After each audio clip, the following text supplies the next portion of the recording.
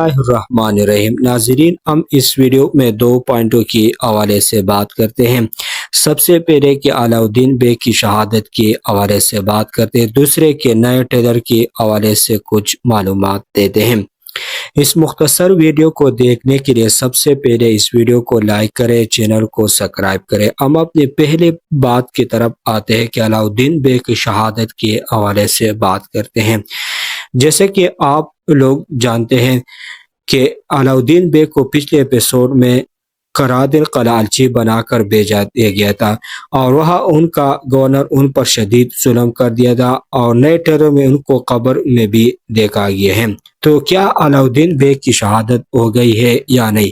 تو علاؤالدین بیگ کی شہادت کے حوالے سے بات کرتے ہیں تو یہ بلا خاتون اور گونجا خاتون میں سے ان کا یہ خواب ہوگا، اور دوسری طرف اگر خلافت عثمانیہ کو دیکھا جائے جو دور ہمیں دکھائے جا رہے ہیں، ان دور میں علاؤالدین بیگ کی شہادت نہیں ہو گئی تھی۔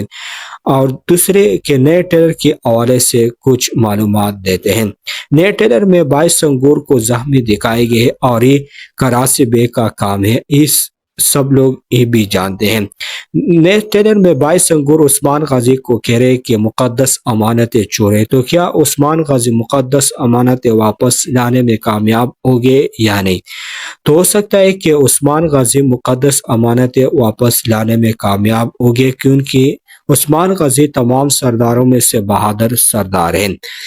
اور دوسرے پوائنٹ کی طرف آتے ہیں، یعنی ٹریلر کے دوسرے پوائنٹ میں کراسی بیگ کو کمانڈر لوکاس کے ساتھ دکھائے گئے، تو ان کا مطلب ہے کہ کمانڈر لوکاس اور کراسی بیگ آنے والا وقت میں عثمان غازی کے خلاف کوئی گیم کرنے کی کوشش کرائے۔ اور سب سے آخر پوائنٹ کی طرف آتے ہیں کہ قرادن قلعہ پتہ کس طرح سے ہوگا۔